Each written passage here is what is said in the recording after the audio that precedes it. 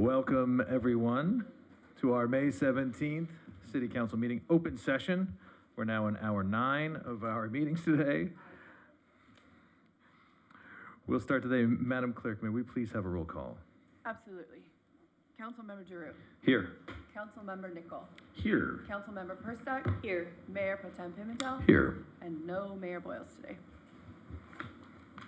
He's on an excused absence. We'll start today with 2 items, an invocation by the Most Reverend Dina Ferguson from St. Michael's, and then followed by the Pledge of Allegiance by Councilmember Giroux. Reverend Ferguson, the floor is yours. Thank you. Please rise.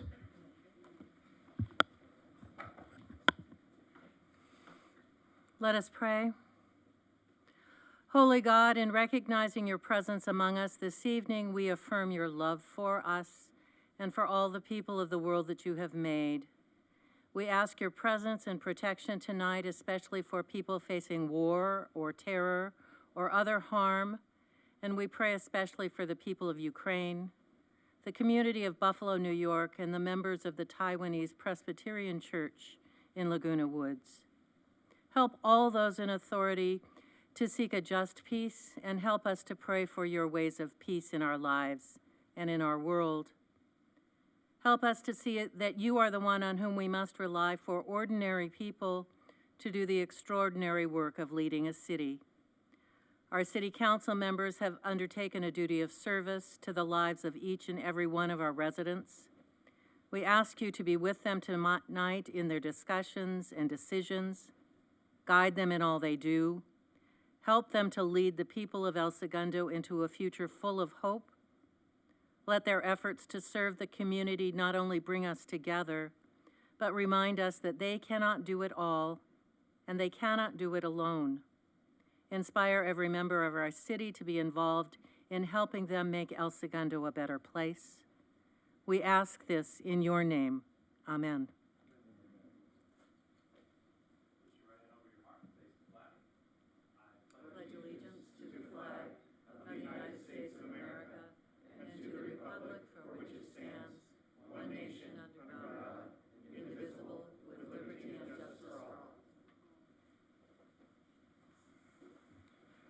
Thank you, Councilmember Giroux and Reverend Ferguson. All right, we'll now have special presentations. First, we have the El Segundo Women's Club Centennial Proclamation with Donna Mae Ellis accepting. Donna Mae, are you here?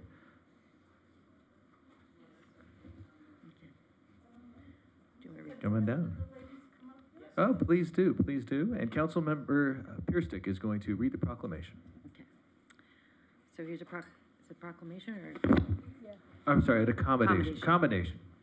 All right, so whereas the El Segundo Women's Club was organized on May 23rd, 1922 by Hallie Gregory and began with only 19 members. Dues were $2.50 a year, which is a substantial amount 100 years ago. In July 1922, members sent letters to the Los Angeles County Development Association asking why El Segundo was not on the map. Additional letters were sent to the Los Angeles Times and the El Segundo Herald. It must have worked because El Segundo is on the map. And whereas in 1931, the El Segundo's Women's Club was federated with the State General and District Women's Club and continues to have a strong affiliation with the Marina Board.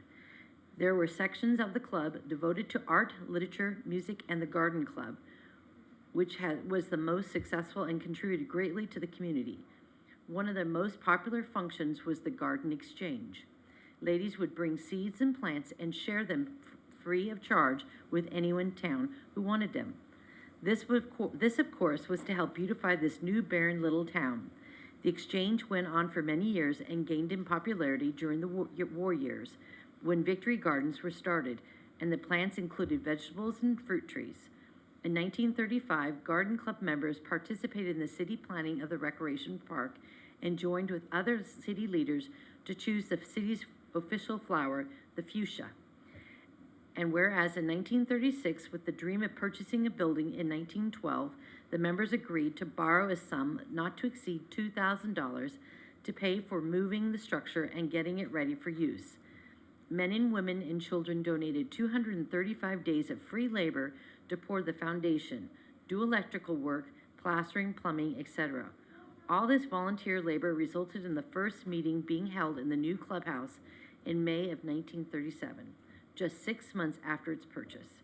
Renovations of the clubhouse were designed by noted Los Angeles architect John C. Austin, who donated his services along with his partner Frederick M. Ashley. In 1943, after many rummage sales, bridge parties, dinners, dances, plays, and raffles, the club paid off their mortgage. And whereas the 1940s found the members immersed in war work, hours were given to the members working in the Red Cross canteen, sponsoring dances for soldiers, wrapping bandages, and hosting blood banks in the clubhouse, donating blood, knitting and raising money for war bonds, and in Red Cross. And whereas in the 1950s, dues were raised to $5 a year to donate to various charities. Christmas cards with small donations were sent to patients at Rancho Amigo Hospital, and a baby health clinic was started to give information to new mothers concerning diet, health habits, and child-parent relationships. And whereas, fast forwarding to the present, the El Segundo Women's Club continues to be a viable part of the community. The club continues to support the projects of other nonprofit organizations, award scholarships, reach out to those in need, care about the less fortunate, support women's rights, and in general stay on the path that honors our community, state, city, families, and friends. Now therefore, on this 7th day of May 2022, the mayor and the members of the city council in the city of El Segundo hereby commend the El Segundo Women's Club on its 100th anniversary.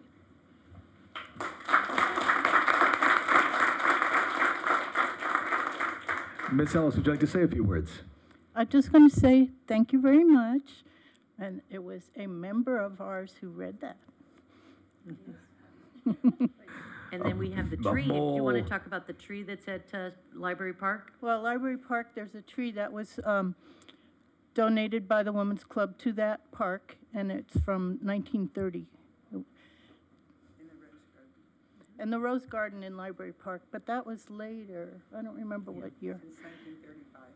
Is it that old? Oh, okay. I And didn't the know. Women's Club do all the confetti eggs around town? I was So- going to ask the question. How far back do the confetti eggs on 4th of July date back? And do you start collecting the eggshells on July 5th? Yeah, Oh, pretty okay. much. And how many eggs per week do you eat in order to get all those eggs? 'Cause I know I purchase on average 200 every 4th of July. $20 just evaporate into the Yeah. Women's Club, but it's a wonderful thing. Yeah. Thank you. Are we So gonna yeah, keep- we're going to take a picture. We're coming down for a photo.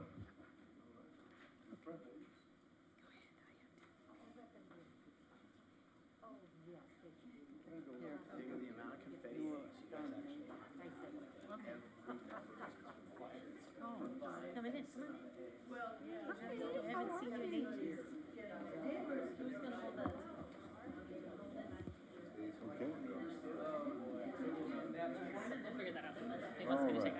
Is that? Oh, sure. Can we get the beautiful young people over here, maybe in the middle? Do we move this or no? Leave it? Yeah, because it's the Okay. cord is there. Okay, do I see everybody's pretty face? Okay, you first or me? Okay. Okay, Ready? look at this one me. first. 1, 2, 3. Let's do one more. No, Perfect. no, wait for me. Here we go. Okay, guys, here we go. Here we go. 1, 2 days. There you are. All right, wonderful. Thank you.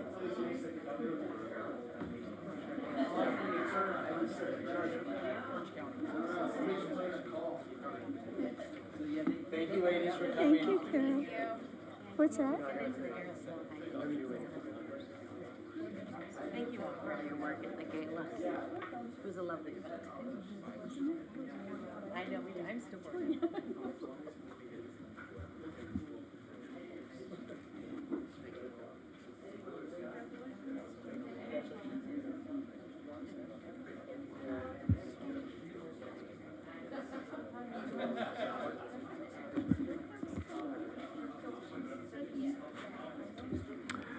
Next, we have recognition for Sergeant Muir for graduating from the Sherman Block Institute. Chief Bermudez, would you like to read the commendation?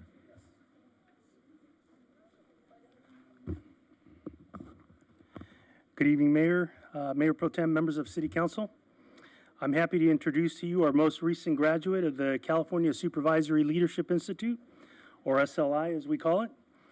As I routinely tell our sergeants, they play a critical role in the success of our police department, and their training and development as leaders must be ongoing. Luke understands that, so that's why he signed up for SLI. The SLI program was developed in California in 1988. It is 192 hours and is taught over 8 monthly sessions. Each class is designed to enhance personal growth, leadership skills, and the sergeant's unique ability and responsibility in law enforcement. I'm very proud of Sergeant Muir and his great accomplishments. Congratulations, Luke.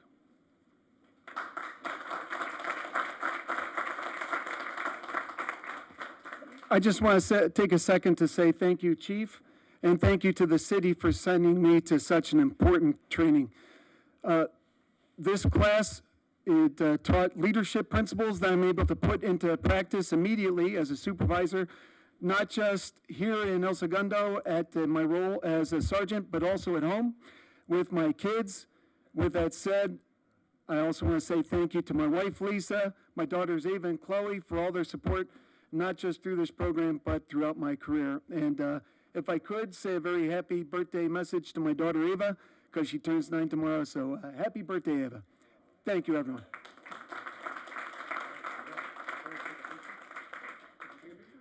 One photo, Sergeant Muir, one photo. Oh, one thing. No, Chief, you gotta be in there, Chief. Come on.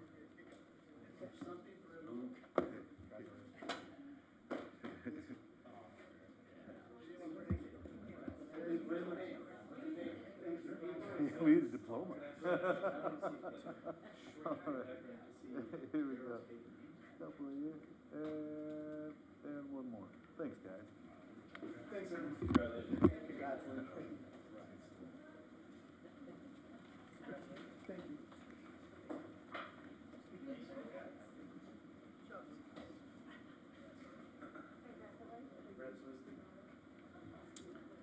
You know, on the council, we make a lot of law enforcement policy, but sergeants are where that policy comes to life, and they're the ones that make it happen. So it's an important decision. Thank you, guys, and thank him for going to the Institute. All right, procedural motions. Do we have a motion to read all ordinances? Public communications. We don't have any of those. Can we color code this script? We got to marine proof this script. All right, Madam Clerk, do we have anyone here for public communications? Yes, sir, we do. Liz Garnholz, you're up. Rise and be recognized, Ms. Garnholz. The floor is yours.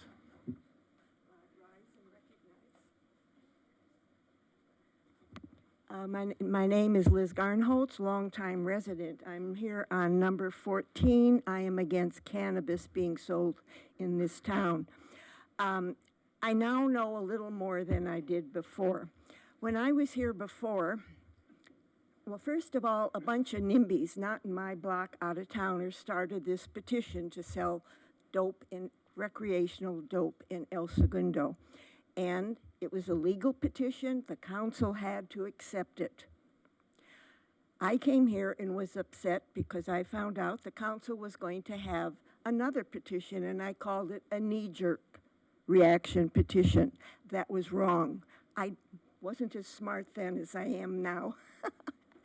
It's really a counter petition. The NIMBY petition has few regulations. The council petition will have no-nos, covenants, you can't do this, you can do that, limitations, whatever. All these things to make these dope dispensing stores, who tend to have armed guards outside, safer for the residents of El Segundo. So please be as strict as you can. I do have a suggestion, and that is please make it the other side of Pacific Coast Highway. And don't make it too close to the green line where they can get off, buy what they want to buy, get on the green line and, excuse the expression, get the hell out of Dodge real quick. So thank you for this opportunity. By the way, I am against all mine life-altering substances, except if it's for some medical reason, okay? So council, thank you for the time. I appreciate this opportunity to express my opinions and my suggestion, the other side of Pacific Coast Highway and not near the Green Line. Thank you. Thank you, Ms. Garnholz.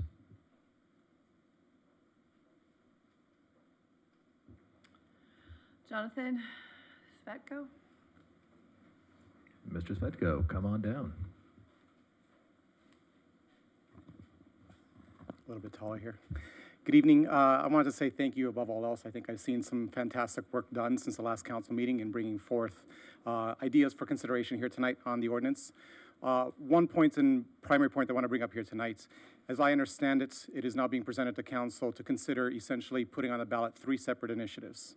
The outsider initiative, the tax initiative, and then the council-driven ordinance. I think that that is going to be very confusing for residents. Please consider, if you're going to put something forward as a competing initiative or competing measure on there, combining the tax one with the ordinance. It'll be a lot easier to communicate to the community on that stuff. Considering that we actually have the proponents of the initiative actually here tonight, it'll be interesting to see how you guys go forward with taking care of that. So thank you so much for the consideration on that. Thank you, Mr. Svetko.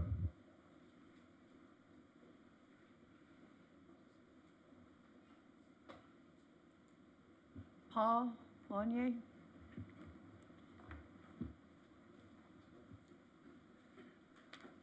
Good evening. Can you hear me okay?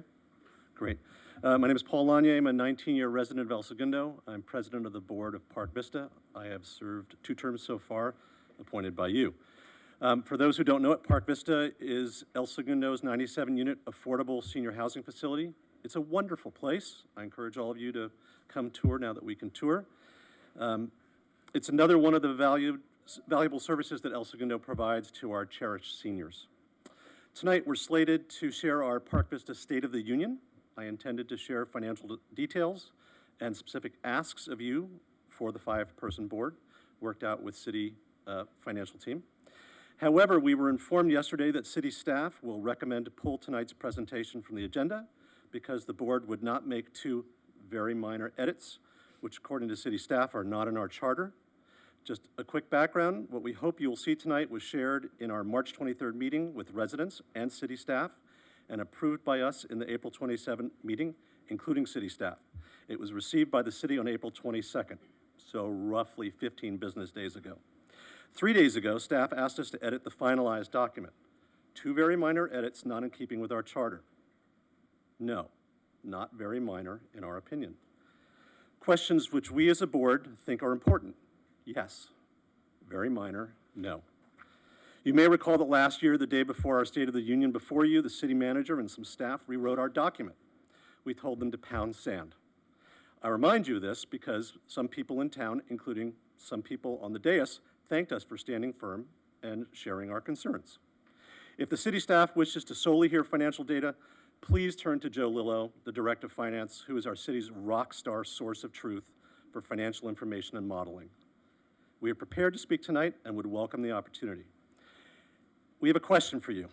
Were we not entrusted by you, the council, to oversee operations and finances of the facility and ask critical, relevant questions about Park Vista? Or do you want people who are just gonna not make waves? Please note, the board and the city staff have 0 disagreement on finances and the implications of them. We have one ask, if we are prevented from speaking tonight or presenting tonight, that you instruct city staff to work with us to reschedule as soon as possible the Park Vista State of the Union presentation uncensored as shared with the city on April 22nd. Thank you for your time. Thank you, Mr. Lanier.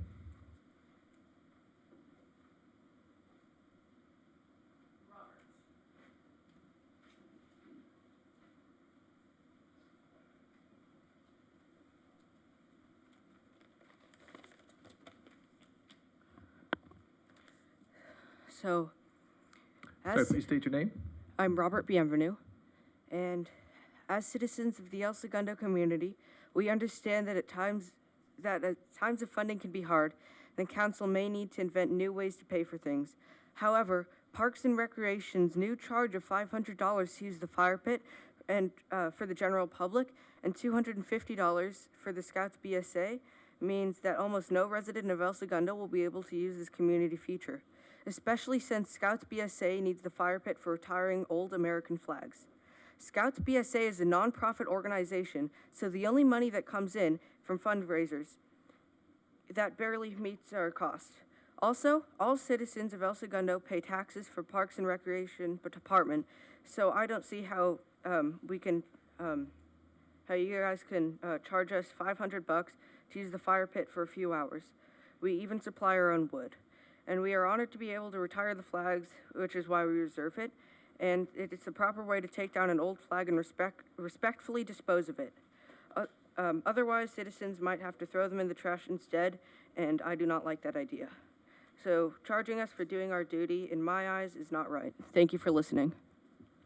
Thank you very much. It's West Maple right there. Next. That's right, conflicted out. Note that, City Manager.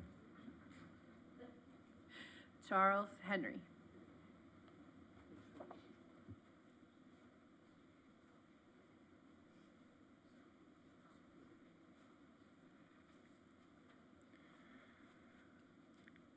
Hello, I am Charlie Henry. I am an Eagle Scout and a member of Troop 267. I am here with the same request to ask that you waive the fee for all the Scout troops in El Segundo to use the fire pit at Rec Park. The American flag is a symbol that means a great deal to me. I, of course, wear it on my uniform. I fly it on my home, as many in El Segundo do. But it is not just the flag itself, but what it represents that makes it so important to me. I could not stand here and speak to you, my elected officials, if it were not for the Republic for which that flag stands. So, with a symbol that is this sacred to our country, I think it's really, really great to be as part of the Scouts BSA, to be able to respectfully retire American flags. It's one of our most solemn ceremonies. We wear this uniform because we are here to serve our community. We want to make this a better place. We want to provide this service to our community. We have a flag drop box in front of the Scout House where people come all the time and drop flags, and they're starting to accumulate. Flag Day, June 14th, when we reserved the fire pit for, is considered traditionally a day that people retire American flags. And we would like to be able to do this unimpeded by a fee. You guys can help us with this. If you would waive the fee for us and for the other Scouts BSA troops, we would be very grateful. Thank you very much. Thank you, Charlie.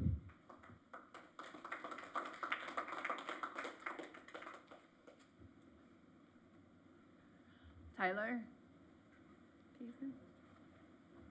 My neighbor.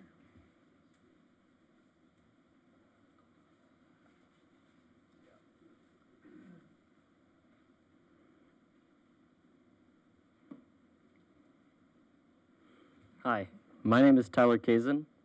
I'm a sophomore and a Boy Scout of El Segundo. I'm here to talk about the same problem we've been talking about, the fire pit and the fees. Personally, I find the fee for specifically recreational activities understandable. It makes sense that such fees would be needed, but for something as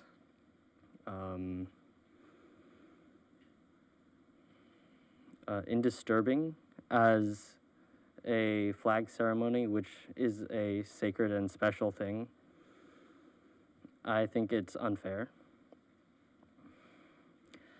The Boy Scouts mainly do things for the community, and I think that for a fee to be there for us to lay a flag to rest in honor of it is not as it isn't as disturbing as maybe a gathering that may take place for the same time and money.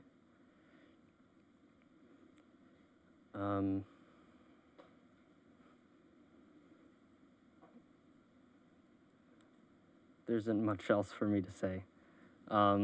Thank you for your time. Thank you, Tyler.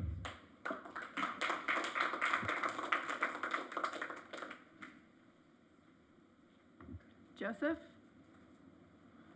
Carrie or Curry, I can't.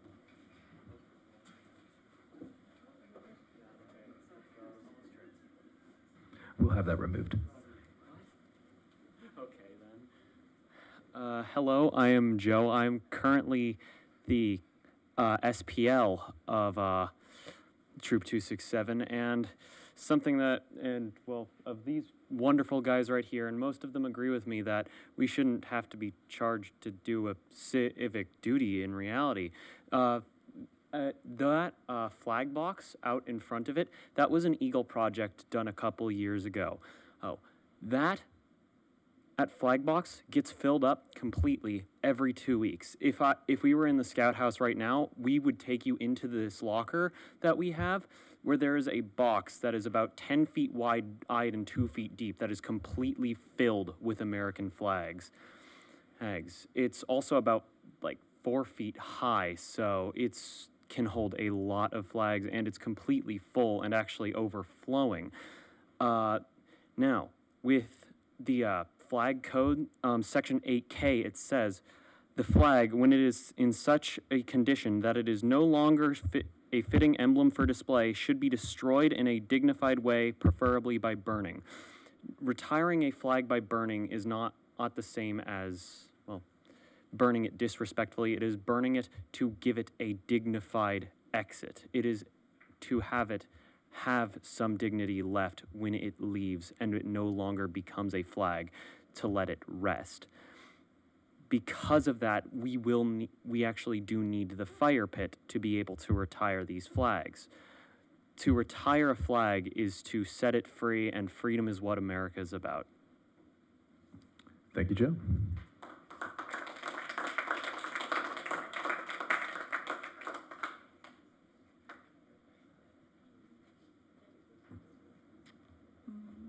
Did I forget? I forgot a guy.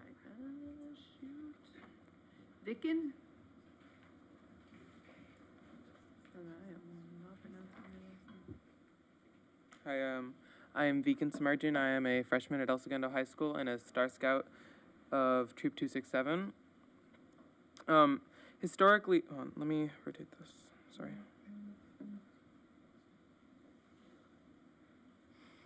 Okay. Historically, El Segundo has supported flag retirement in this city. By the scouting organizations in the city. From the minutes of November 15th, 2016 by Ms. Tracy Weaver, Mayor Fuentes thanked Cub Scout Troop 773 for sponsoring a flag burning event at Recreation and Parks and wished all a happy Thanksgiving. However, to source this quote, I looked through city records on elsegundo.org and found that there were extremely few mentions of flag retirement in the city council meetings, and the recognition of scouting organizations were the first results. From Katie Lange of the Department of Defense. Many state and county government offices and veterans of foreign wars posts have flag disposal boxes outside of their buildings. Police stations also collect them. Once the disposal boxes are full, various organizations, such as the American Legions, VFWs, and the Girl Scouts and Boy Scouts of America, collect the flags and hold flag retirement ceremonies. One of the sentences in this excerpt points out flag retirement ceremonies being held after boxes are filled. However, with the charge on holding these ceremonies, the flag retirement ceremonies are continuously delayed, and the backlog grows. Without proper retirement, these flags sit for exceedingly long periods of time, without getting the respectful retirement they deserve as a national symbol. From the United States Flag Code, Title 4, Section 8K, the flag, when it is in such condition that it is no longer a fitting emblem of display, it should be destroyed in a dignified way, preferably by burning. While it is not a law to retire your flags by burning, such ceremonies are a key civic duty to our country, to properly respect what the flag represents and who that flag has served personally, and to leave those flags without a proper, dignified release because of funding is hopefully not the stance the council has. Thank you for your time. Thank you, Mr. Sargent.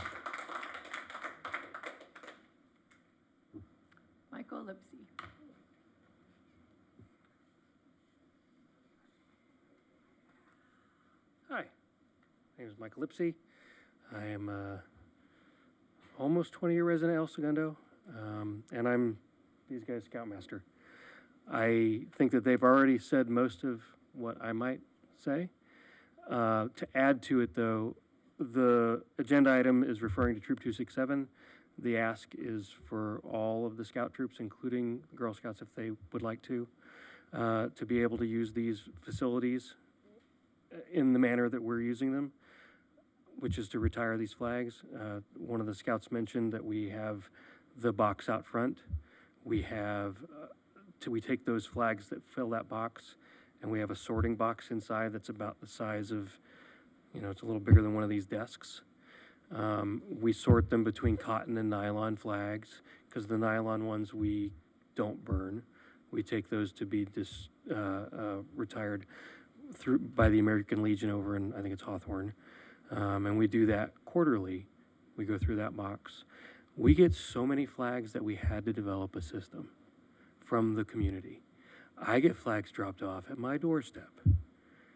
I think other people get flags dropped off at their doorstep. There was Miss Lacey's wife was here earlier with the Women's Club, but that's the thing is we get so many of these from the community that paying for the reservation is not something we've had to do in the past. So we'd like to continue to not pay it because we are fulfilling our civic duty and doing what the community is asking and expecting us to do. That make sense? Okay. Thank you. Thank you, Mr. Lipsy.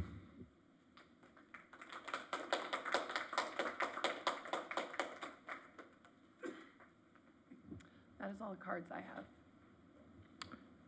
Anyone in the chambers? Mr. George, City Manager comments. Yes, thank you, Mayor Pro Tem. Well, first of all, as a former Scout myself, even though I wasn't an Eagle Scout, I made it to life. Fine job. You guys did a really good job presenting the what you have this evening. That being said, as you see, it is on the consent calendar tonight too. The staff is recommending the fee waiver on this event. And the total, I believe, is about 100 and, Barbara Voss worked, and Angelo also worked on the staff report for this. It's about $141. Right, so with the nonprofit discount is $141. There's an additional $203 in security deposit that they would get back, but we're recommending waiver of all the fees. Okay. And as for all the scouts, including the others, that did not come in initially to us that way, but it's up to the council. Would we have to pull item 12 to amend that from the consent calendar? Okay, duly noted. Okay. Anything further? Yes. Also on the gentleman that spoke on the Park Vista item that's on the agenda. Yes, staff is recommending that we continue that item, but just to the next meeting. So that we're not going to drag our feet on that. We're recommending that it come to the next meeting. There are a few things that we'd like to talk further with the gentleman to kind of tighten up the report before presenting it to the council, or before they present it to the council. And conceivably, they could have here's our responses to the chartered items, and here's our ancillary comments and commentary. Sure. And then on the competing initiatives on the cannabis, I'll turn it over to the city attorney in terms of, packaging up all of those together or versus separately. Yeah, and we'll have that item on the agenda, but just to address that one comment, staff would not recommend combining the tax with the measures. The measures there's going to be two different ones for one reason, and they're really different issues. One regulatory, one's taxation, and from staff's perspective, and the taxation covers more than just the regulatory activities that are in the ordinance. It's both, it covers everything from retail to commercial, for warehouse to cultivation, et cetera. They're just very different topics, and also it's combining some, because if we don't know which one may pass, if either one will pass, And what staff wants to have is have a separate tax measure on there so that whatever happens in the future, that will be there and present. So, if the Council comments? Yeah, real quick. I think I recall asking this specific question at the last council meeting, and what I asked was, does it have to be a separate item? And I thought I recalled you saying that it had to be a separate item. And what you're saying now is that it's recommended that it's a well, separate it item. really legally should be also because it's a tax measure versus a regulatory measure, and because it's governed by Prop 218, it should. I know we're gonna talk about this also later. because it requires a different vote to put it on the ballot. So What do you mean? a tax measure requires 4 council votes, whereas a regulatory only requires 3. So they're very different. We had 4. But you don't know, I mean, my point is they're very different issues, and legally, I think it is best to separate them. All right, well, we're gonna be talking about this later on, so I don't wanna go too far into it now, but, okay, thank you. Other council comments? I will try to navigate my way through the remainder of the agenda then. Procedural motions. Do I have a motion to read all ordinances and resolutions on the agenda by title only? Giroux, so moved. Nichols, second. Madam Clerk. Now we just go All in favor? Aye. Any opposed? Passes. Consent calendar. Do we have any pulls? I'd like to pull item 12, Mr. Mayor Pro Tem. Any further pulls? All right. Do I have a motion to pass the consent calendar except item 12? First, so moved. Giroux, second. All in favor? Aye. Aye. Motion passes. Councilmember Nickel, item 12. Thank you. I don't think any of you are aware of what item 12 is because we haven't discussed it yet tonight. But I wanted to give a little, I guess, history on this. First off, yeah, Eagle Scout Project. I believe it was Mr. Caravello's son who did the deposit box out in front of the Scout House. No? Oh, McMullen, that's right. That's right. And then it was Emily and Scott Lane's son who spruced up and remodeled the fire pit for his Eagle Scout project. Right? You think we donated money to it, Eric, through Kiwanis. Okay. But so I feel like the Scouts have been a wonderful partner with the city of El Segundo. And I know that there is a scorecard and there is a way to go about waiving fees or not waiving fees. And I've never really liked the concept of it being black and white because there's lots of gray area and differences. And I'm in full support of this fee waiver moving forward with the one alteration that was discussed. Mr. Attorney, if that would be okay. But I think it's great. I think what you're doing for the community, it is a civic duty. And it's something that if you're not there, then there's a hole, right? And so we really do appreciate it. I shouldn't say we, because I cannot speak for them. I appreciate it.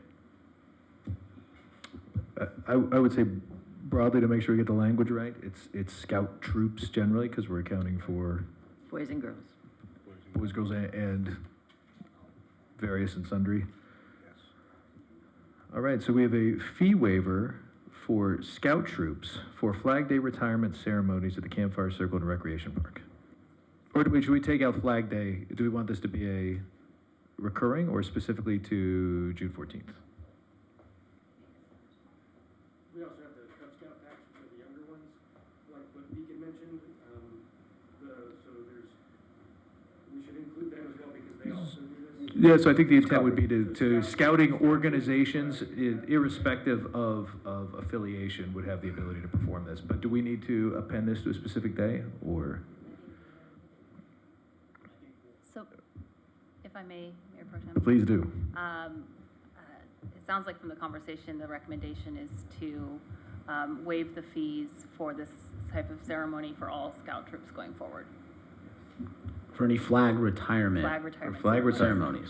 All right, so the proposal will be for a fee waiver for Scout organizations for retirement ceremonies at the Campfire Circle in Recreation Park. Is there a motion? Nichols, so moved. First, second. All in favor? Aye. Motion passes. Thank you. Now, I want to know, do the boys get merit badges for speaking in public comment at a civic event? They get no, but they do get pizzas, Okay. Even better.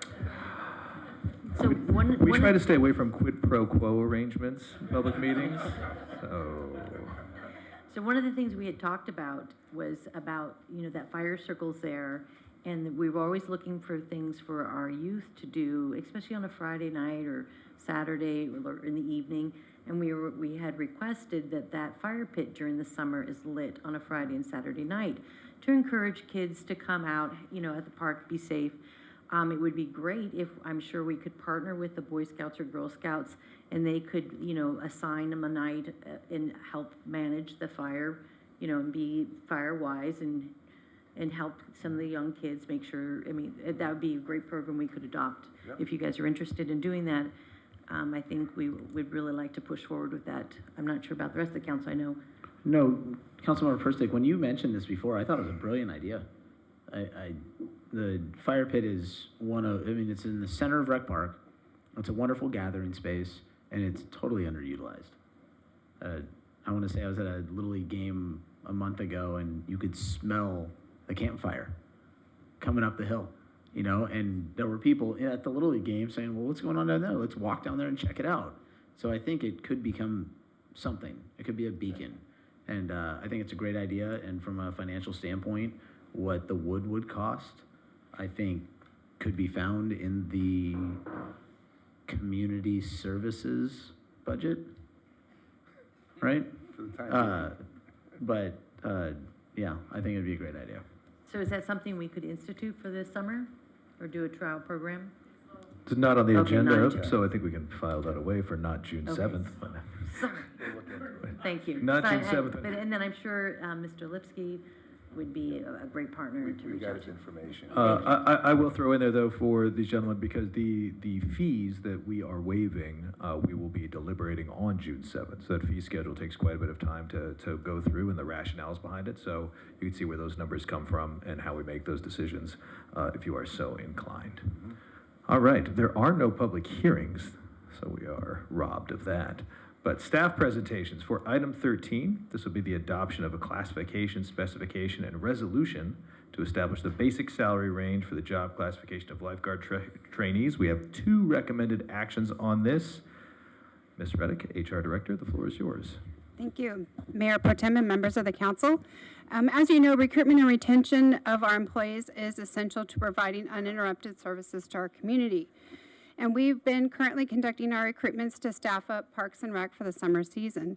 With that, we are looking to create a lifeguard trainee position where candidates would have the opportunity to obtain the essential Red Cross certifications to become a lifeguard. After the trainee program, then they could be appointed to the lifeguard position. This would help us expedite the recruitment process and provide better services to the community. I'm available for any questions. Council questions? I think it's a brilliant idea, because I know we struggled Yes. getting lifeguards, and I think, to keep our pool safe, it's important.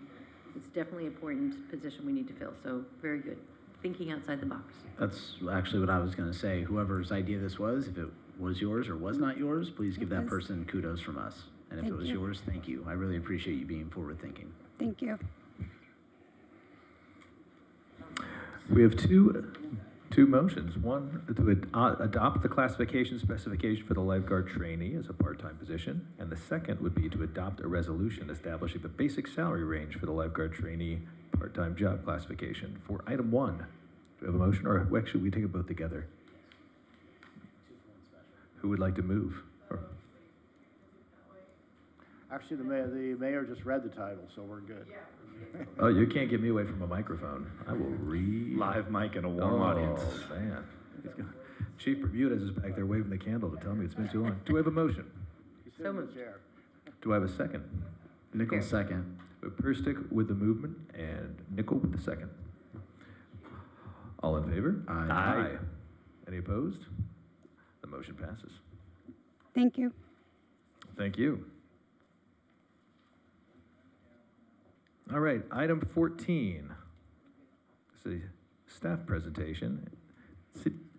Let's see, City Council direction on the City Commercial Cannabis Tax Initiative and City Commercial Cannabis Regulatory Initiative.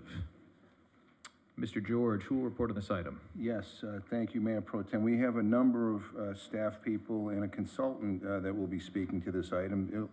Our city attorney, Mr. Hensley, will kick things off, followed by our Development Services Director, Michael Allen, and then finally on the financial aspects of all of this, our Finance Director, Joe Lilio, accompanied by the consultants from Hinderleiter Delamis, will speak on the tax measure item. So with that, I'll turn it over to the city attorney. Mr. Hensley, the floor is yours. Thank you, Mayor Pro Tem and Council. Yes, just briefly, this is a follow-up item to bring back information the council requested. Prior actions by the council were to place the Citizens Initiative petition on the ballot for November, and the discussion then led to whether the council wanted to put its own initiative or ballot measure on the November election, which is what the regulatory discussion will be tonight as far as some of the follow-up items we have. And then Joe Lilio will be talking about the potential for a tax measure on the November measure or ballot. And then I just wanted to follow up on the point I was talking about earlier. And there are different requirements for tax measures than for regulatory measures. And one of them is the number of votes necessary to put on the ballot. The other is the ballot questions are different, and that one is requesting regulatory approval of a ballot measure, where the other one, which has some specific requirements about what has to be included in the ballot question about the financial projections of the tax, is a different kind of question to ask the voters, if you will. So there's an issue in the law about not combining subject matters on a ballot measure, and so there are legal issues why these should be separated. I'd have to look at whether, I feel pretty strongly legally they should. If the council really wants to combine them, we could look at that. I would also say, though, you won't be able to then, you can't combine a tax measure with the citizens petition. You can't do anything to that. So if you want to have a tax measure in the event that that one passes and the city's one doesn't, you wouldn't have one then. Does that make sense? Yeah, it makes sense, Mark, but I guess another part that would make sense as well is that it's a couple things. First of all, adding a tax measure onto ours gives it that much more of a reason to vote for that one, because the other one does not contain it. When you have basically three different measures going after the same exact topic, I think I agree, I think it creates some confusion. We could actually have a scenario where one of those gets voted in and the tax measure gets voted down. I mean, that can happen. People generally sit there and look at taxes and say no, especially in this town. It happens. So to me, I think having the tax measure combined with what our initiative is a selling point. And you're saying, I don't know if you're saying it confuses or it's just... Legally, it's problematic because they're different topics. One's a tax, which is governed under Prop 218. The other one's a regulatory measure. The question...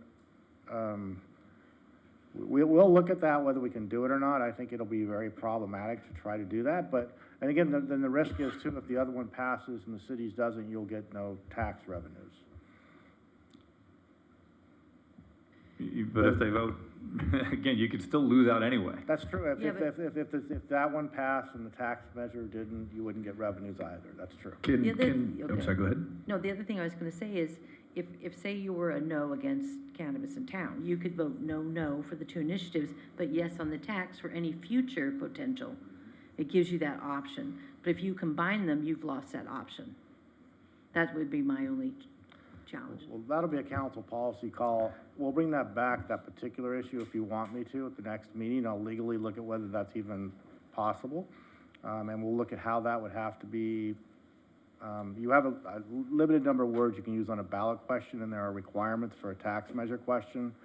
So we'll look at that. I mean, just one of the things I was looking at is with the amount of people that actually came in and spoke. What was the major thing that was on it? And they didn't quite understand that that there was no tax piece of it, but if we were able to add a tax in, it kind of answers that piece. Now, again, I know you got to look at it from a legal standpoint or whatever, but I would at least like to see if it's viable. I mean, we have consensus to put on an initiative. It's a matter of what the initiative talks about, correct? Yes. Or the ballot measure, It will sorry. take 4 of you to agree on a tax measure and 3 on just a regulatory measure. If they can be combined, then it will take 4. So I have a just so you're question. aware of that. Could you do, obviously, the petitioner's item, and then the item that we're putting on there, include the tax, and then also have a tax standalone? The same tax measure. So it's either vote for the, if you vote for, you could vote for the initial one, vote for ours, which has a tax component, or you could say no, and then say yes on the tax component, like the exact same tax component, but it's a standalone. I hear you. So- I think it gets more complicated a little bit. I mean, I understand, but I'm just trying to come up with No, I hear you. You know, if you're saying that you want it to show that, okay, we only want this if there is a tax component, but if someone, hypothetically, like Liz Garnhold, who's totally against, give her the option to say no tax. The just in proverbial case. hamburger, cheeseburger, or Yeah. grilled cheese options.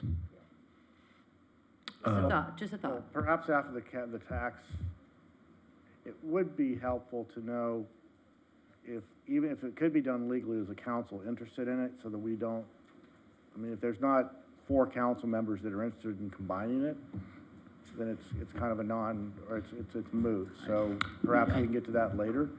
Councilmember Nichol? I was just gonna say, we're not supposed to count votes, but there's only 4 people here. And if my mind serves me correct, you may not have your 4 votes for that tax thing to pass if you combine it. Just throwing that over to you. Mr. Allen, are you ready to present? Well, actually, I'm not quite finished, but Mr. Hensley. I'll finish up.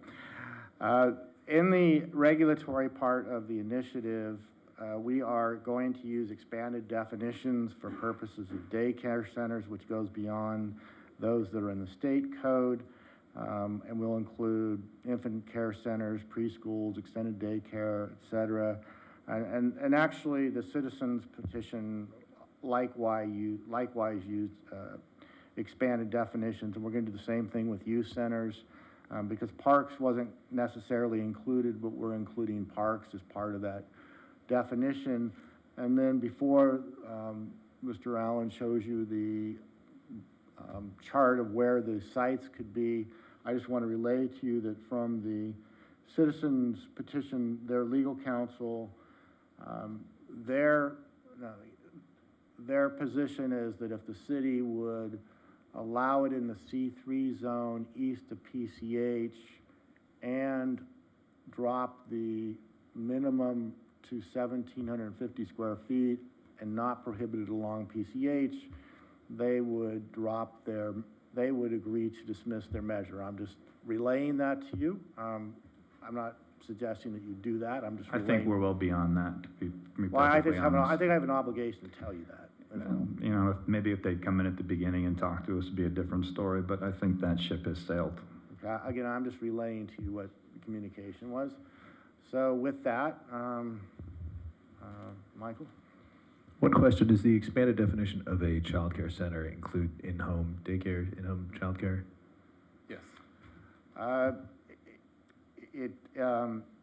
We've put it in there, but in a way it doesn't matter. Somewhat immaterial by the It doesn't radius matter from the anyhow. perspective of the bubbles. I mean, they're all east of PCH and where they are.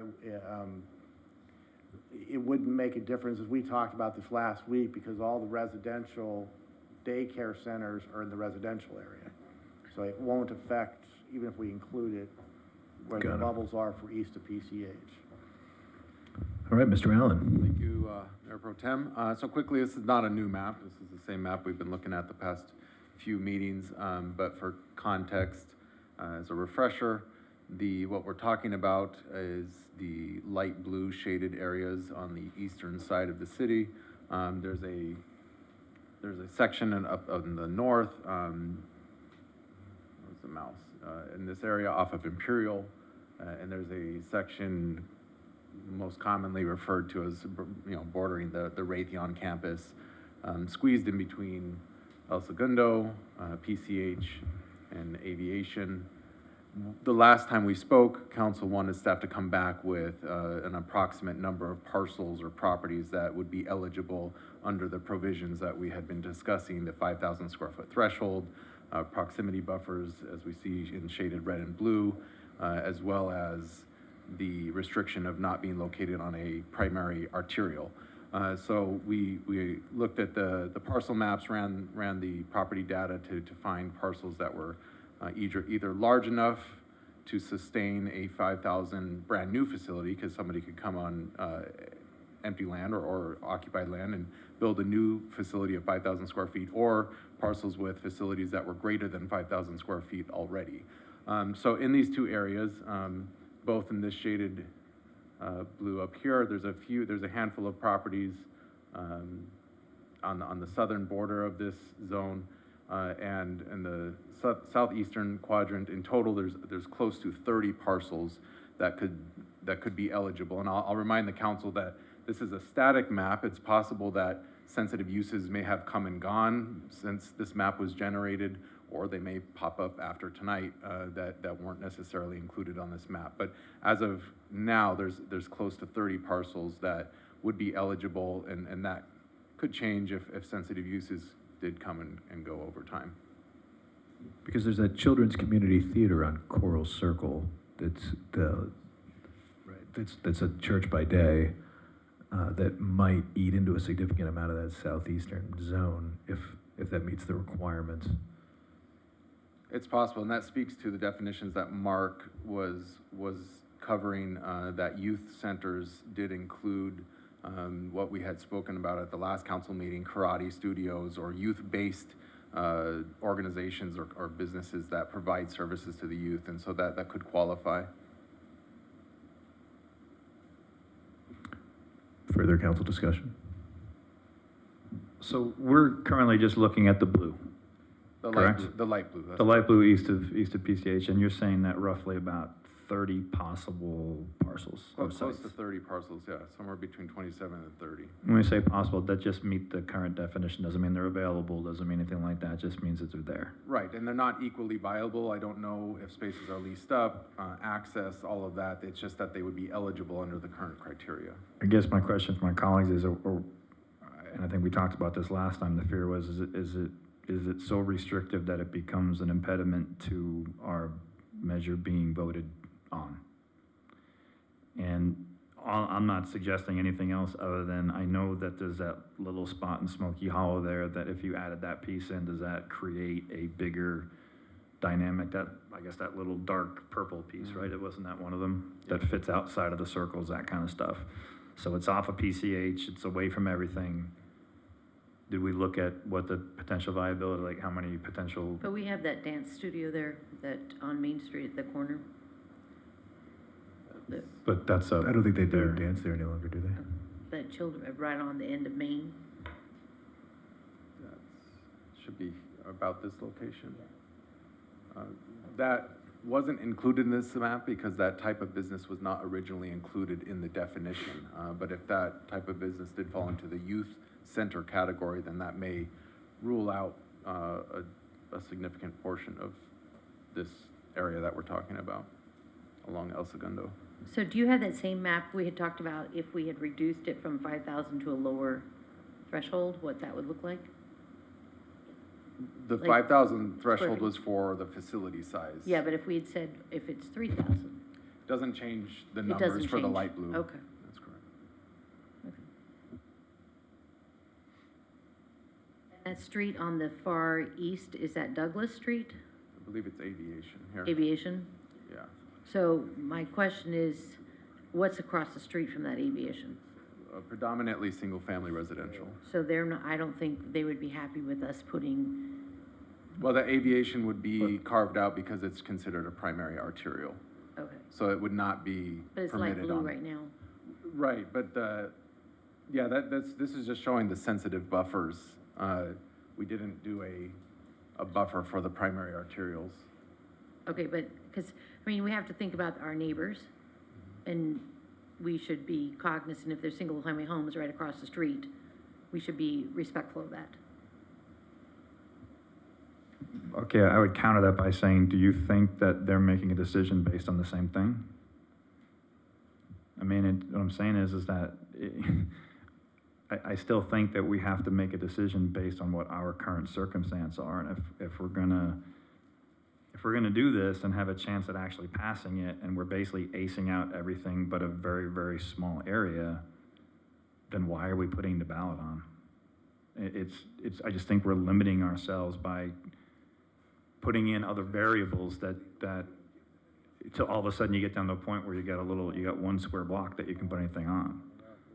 And I think that would actually push people towards the other initiative, in my opinion. I think one of these one of these ballot measures are going to pass. It's a matter of which one is more advantageous or better worded from our standpoint, in my opinion. So I understand what you're saying, but I don't think that should be one of the decision-making processes we have. Would that we pay attention to our neighbors? Well, first of all, you have a major thoroughfare. You have, when you say single-family homes, you're talking about on the other side of It's that strip right by Dana Middle School, right there where the new space company is. What's the new space company? They're located right there right by Dana Middle School. Yeah, it's just right on Aviation. So that's I think the area that we're talking about. That there's just the middle school properties right there. Or what's it? Varda? Varda. There you go. Okay, so if we're gonna take that part out, how far inland does that go? From Aviation? Yeah, I mean, what is that? What are you left with? Now it goes from 30 down to what? Well, I think what he's saying is that the commercial facility the retail facility wouldn't face Aviation. It would have to be on that northeast-southeast road on the backside of Varda space right there. Right. Or on the east-west. It wouldn't be directly on Aviation. It would have to be on that parcel. Right, the parcels along Aviation are already subtracted from that number. So 30 is the number, somewhere upwards of 30 is the number of parcels, excluding parcels that front El Segundo, Aviation, and PCH. So then you've already kind of included what Councilman Persick was concerned with. Okay, gotcha. I'm sorry. I thought that was gonna take away a big portion of, all right, okay, I got you now. Further council comments on the city commercial cannabis regulatory initiative? Well, it's more of a question. So to Councilmember Drew's point, my concern all along was if you limit it too much, then the people who have come to us and spoke out pretty adamantly about how the proposed ballot measure is not good and we should write our own or do our own ordinance. If we limit it so much, those people who are maybe anti the ballot measure that's currently going to go on will find themselves not even being in favor of ours because it doesn't do anything. And so we've done all this work for naught. So I think in the last meeting, one of the questions that I asked was about the northeast portion of the map, and if those were smaller spaces, and so by limiting to that 5,000 square feet, if they were immediately, knocked off, and if we eliminate that 5,000 square foot requirement, does that change things?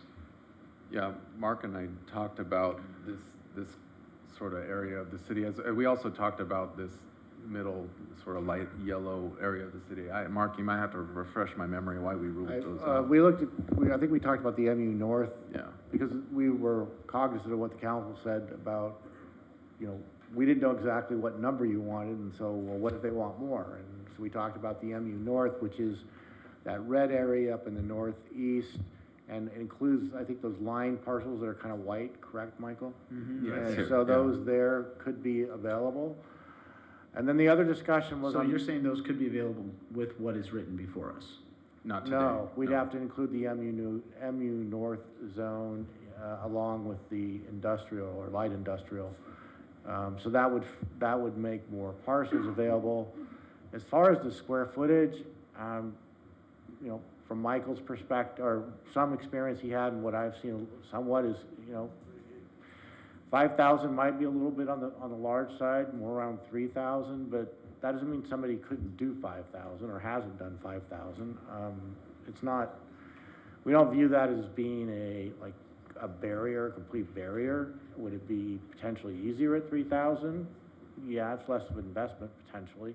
Depends on the size. I'm thinking Also less depends on the what's there. investment and more what is available. Right, well, that's I think part of it too. buildings and, because I think we are also factoring in the existing uses and the likelihood of those being viable locations. And that those properties up there were not as viable. well, nothing's done well in that business park. There was an AT&T store that was open for a hot second. No one went to it except me, and it was awesome because there was never a line. But I did right? too. Those of us that were there for the ribbon cutting knew it was there, and I think we were the only 3 customers that they ever saw. That's not true, they got robbed. They did? Yeah, they got cleaned up. All right, well, But I think when Michael was referencing is you have the large aerospace companies and large buildings up in the along Imperial, but in those lined white area, that those smaller parcels, you know, those are a possibility. I mean, Yeah, if those are if those those were included in standalone this- 2-story, sort Yeah. of like Elevon, yeah. It's like an Elevon, but smaller, and I'm sure right now they do not qualify because they're not 5,000 square feet. Yeah, I think when we were discussing it, Mark, that we thought that would be a reasonable valve that could be, you know, that could provide some relief. If the in that council area. wants to see more. I just think, because we've areas essentially available. eliminated most of town.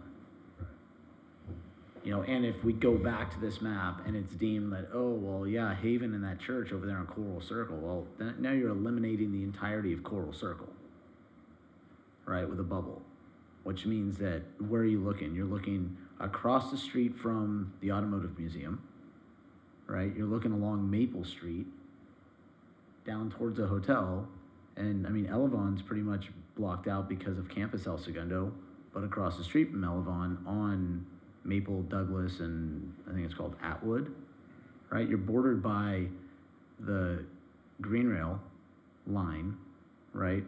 Parking lots for the businesses that operate on Imperial, which are large buildings. I don't know. We sit up here and we always try to make policy that's gonna make everybody happy, all right? And so one of the things that we talked about was keeping it off of the major thoroughfares. So if you even if that was just incorporated and you didn't do a square footage limitation, you're still eliminating, in my personal opinion, you're eliminating a tremendous amount of concern that a lot of the residents have. Because whether this passes or this doesn't pass, right, people are gonna have to live with whatever the decision is of the voters, right? And so from my position, I would love for us to put something out there that I can honestly say, whichever way it goes, that I could stand before somebody who doesn't like the way it goes, and I could say, hey, this is why we did this, we did it this way, and it is what it is. You know, it's like the lesser of all evils, or so to speak. But I think the square footage limitation is moving us far too close to the line of the people in town that signed this ballot initiative that want cannabis in our town. We're pushing them closer and closer to going back to the whole reason we're talking about this and even bringing something up, which is because it doesn't work and it puts the city in a situation where we're gonna find ourselves in litigation. And I hear you saying, and again, 5,000 might be too big of a number, but I do think there has to be a minimum square footage because it depends on what kind of player you're bringing into the city. I mean, do you want the 10 by 10 you get up on Sepulveda where, you know, the MedMed one is? Well, you can because it's a major thoroughfare. No, but what I'm saying is you want something that size popping up in one of those areas. I'm saying you could, and if you don't put a cap on it, you could have several of them pop up, that's all. So if it's not 5,000, if it's 2,000, if it's 1,500, I just think, I want to avoid the 300 square foot pop-up shop that looks like a liquor store, that's all. And I'm fine if we, as a group, are saying, look, we're just looking east of PCH and let's just deal with that now, and I'm cool with that. Well, what do you think is best? Because you and I have discussed this off mic, and you know where I stand on it. And so this is much more something that you believe has the votes to win. So what do you think is best? I believe that it has to, I believe there is a much bigger appetite for it to be east of PCH. Okay. The Smoky Hollow piece, I think in the end, if we're satisfying the requirement, if we make it a little bit more viable east of PCH, I do believe that. I'm not gonna fall on a sword for Smoky Hollow. Bottom line is we wanna get something that's going to be more along the lines of what we want it to be like. And that's really the goal here. It's not really what I want, but I do believe there needs to be some kind of minimum square footage, that's all. And if it's 1,500, fine. But I just don't want it to be a small pop-up liquor store type of situation, that's all. That's what I'm trying to avoid. I'm happy east of the boulevard with dropping it to 1,500, right? Something like that, 15, 2,000. What do you think, Carol? You guys know where I stand on this. I mean, I'm not voting I think for 2,000 this on the ballot in November. 2,000 is a fair number. I mean, you also want, the investment, like, to rent you don't want, like I drive down El Segundo, Imperial Highway, and I always see the guy who's selling the hot dogs and the fruit on the Los Angeles side, and every time I drive by there, I'm thinking, where is that guy even paying taxes? Do you know, like? No, but his stuff is delicious. He is cleaning up. I'm gonna tell I you right understand, now. but, it's like Taco guy over all This these stuff is restaurants awesome. are, Legit good. we have to support the people that are supporting this community, and, we need investment. If you're gonna come to our town, we want you to invest in it properly and pay proper taxes, and I just think. So I think, Mark, I think we're saying 2,000, right? Maybe we'll drop down to 2,000. If the intent is to add that area, that MU North area, and I'm trying to remember what those floor plans are approximately, and I think it's maybe a hair under 2,000 a floor. They're 2 stories. I think You wouldn't want to miss it by a few feet, is what I'm saying. Like, you wouldn't Yeah. want to call it 2,000, it's 2,500. I'm just trying to remember. I think they're like 2. The first meeting in history in El You want to make it easy without and a drop it commercial down? I realtor mean, come on, here. what's it going to be? Is it 1,750? What's the magic number so we catch the right delta there? I want to make it work. I can tell you, as I told you at the beginning of the meeting, or at the beginning of this conversation, what the Citizens Petition Council requested, and that was 1,750. So I don't know that just makes it their number. I don't think there's any magic about it. I'm honestly not interested in discussing that petitioner. I'm just not. Okay, we've had like 4 meetings on this now. I think we're up. So I think it's probably going to have to be up to you to kind of give us Michael. I think we can look at that facility, find out what the typical square footage is, and come back as part of the ordinance. We can, but we need to get, are we talking between 1,750 and 2,000? Sure. Okay, all right, because Let's land the plane. I would say between 1,750 and 3,000. Okay. If you're going to do that, because I'm just I'm trying to remember those floor plans. It's something in there because there's a bunch of data companies. But it's a minimum. It's a minimum. It's a minimum. So if they rent that place and the place is 4,200 square feet, it doesn't matter. They put offices upstairs. They have their retail downstairs. That's up to them. As long as it's a minimum, right? All I'm trying to say is if this ordinance passes, if the residents of El Segundo want to vote for this and they vote it in, right? The last thing I want is like, hey, we voted for this and then it can't go anywhere, right? Or the proponents of getting this passed in town are like, well, we've just done a real estate search and there are no properties, and so we're going to go in the other direction. And so I think, I honestly, I don't care. 1,750, 2,000 doesn't matter. Just pick a number and move forward. So then we've got 1,750 to 3,000. Staff will come up with a number back to you. East of PCH, I'm hearing different discussions about different zones now, so what? Any and all zones. With the buffers? I'm sorry. East of the boulevard. With the thoroughfare buffers or not? With the thoroughfare buffers. Okay. All zones.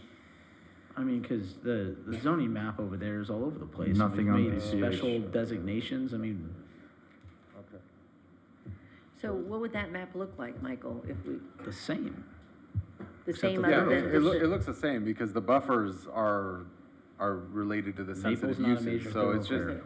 you're carving out Carl all the Jameson major Way's not a major corridors. thoroughfare. Major thoroughfares are, as the council members mentioning, would be PCH, Imperial, El Segundo, Aviation, Douglas. Douglas is a major thoroughfare? I have to double check on that. Maple is not, I don't think. If Douglas is a major thoroughfare, this is a waste of 10 minutes of my life. Douglas, hold on. I'm trying to remember the designation, because I just remembered it as, just read it, the fire department's accreditation study. Douglas does not count as a major thoroughfare. No. It does not count as a major thoroughfare because of the bend in the, connection, if I remember correctly. Chief, Chief Lee, you gave read this to me. it. You read it. He was the one that It was read an it. 8-point font. Okay, so Douglas is So the in. only area that we're adding then is that black and white striped area.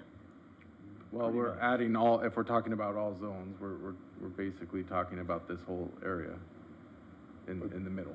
Wow, Well, no. no, I don't think that's what we wanted. Not Because I still think because you got Campus El Segundo in there and that kind of thing in there, right? The buffers will still be. Well, yeah, the buffer will It's still would- there, though. Yeah, Okay. so As long as the buffers are there, we're good. outside, the sensitive use buffers will still be in play. I mean, because if Haven doesn't conflict out, honestly, Coral Circle, if there was a dispensary on Coral Circle, 9 out of 10 residents in El Segundo would have no idea it's there. Like zero clue whatsoever that it's there. No, because we are not taking a position on the resolution, we're sending it back, that does not require a vote. We won't receive it and Correct. file because we are going to hear part 2, Right. which is the city's commercial cannabis tax initiative presentation, and I believe that will be Mr. Lilio presenting, is that correct? Along Michael. with our consultant. Oh, one more question, save round for Michael No, before. just when, if we could see a clean map. Okay, the Yeah, intent- I'm realizing that this map doesn't include all the zones on the west side of PCH, so we can't say all zones. There's several commercial zones on the west side of PCH that I Well, don't we're know. saying only You east. only We're saying only east, to though. the east of PCH. So, I don't know how we do that. we'll. Yeah, I guess just an yeah, overlay we'll- zone. We'll clarify that. Now, just to be clear with the council, the intent is we're gonna come back at the June 7th council meeting with all of the election materials, including this. So we're, That meeting will start at 1 a.m. our Guam intent is time. to get through all of it and get all the election materials done at the next We've council deliberated meeting. over So, this. This will go fast on that so agenda. the hope is we get as much clarity tonight as possible so that we're not making major revisions during a council meeting. That will make sure that we're here. So as I understand it then, what we would like, without voting, but we would like for guidance to vote on down the road on June 7th with the other 74 items, is an overlay east of PCH that does not involve any major thoroughfares, right? That includes all of these bubbles with updated bubbles, should they so be required. And with a square footage, a minimum, not to be below 1750.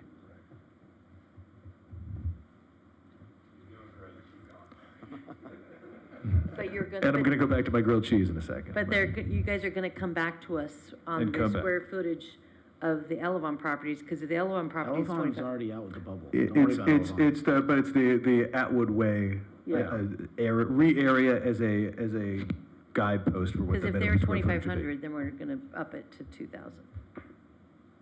Mayor Pro Tem, there is a property available at the edge, that's 1,200 square feet for retail space, so it does get pretty small. 1,200, so yeah, I did think some of them were 1,200. pretty small, they're in that 1,200, 2,400, well, 1,200 may be a bit small, let's stick with 1,750 as a floor. Okay, Phase 2, Section 4, subsection 8-point font from Chief Lee. We'll go to the City Commercial Cannabis Tax Initiative. Mr. Leo, the floor is yours. All right, good evening, Mayor Pro Tem, Pimentel, City Council members. Tracy, do we have the consultant on? Hi, David, can you hear me? Okay, great. Do we want him just on audio, or is he gonna zoom in? The great and powerful Oz? Yes, David. Yeah, I'm going to just do a quick overview, and then we'll have you kick in here. So this is the tax component, and to add a little bit of commentary to what the city attorney said, I feel the best position is having two separate initiatives as well, a tax initiative and the regulatory initiative separated. If you combine it, you are taking a little bit of a gamble on if it doesn't pass, then you won't have that tax set up for the future. So it's a strategic perspective. What is the most successful way to put it on the ballot and ensure the tax component passes regardless of the regulatory component passing now or sometime down the road. So the tax component, it is comprehensive, and I'll have David touch into the details of it here in a minute. And if you turn to page 136 of your packet, there is a summary there of maximum tax rates, and there's different rates for different types of businesses regarding the cannabis tax. So you have, for example, $10 per square foot of canopy space, $7 per square foot of canopy space in a facility that combines natural and supplemental lighting and so on. There's a tax rate of 6% of gross receipts for retail sales. And I'm going to have David touch on this. David, so if you don't mind just introducing yourself, and then maybe you can kind of dive into some of the components of the initiative. Sure. Good evening, Mayor, members of the City Council. David McPherson from HDL.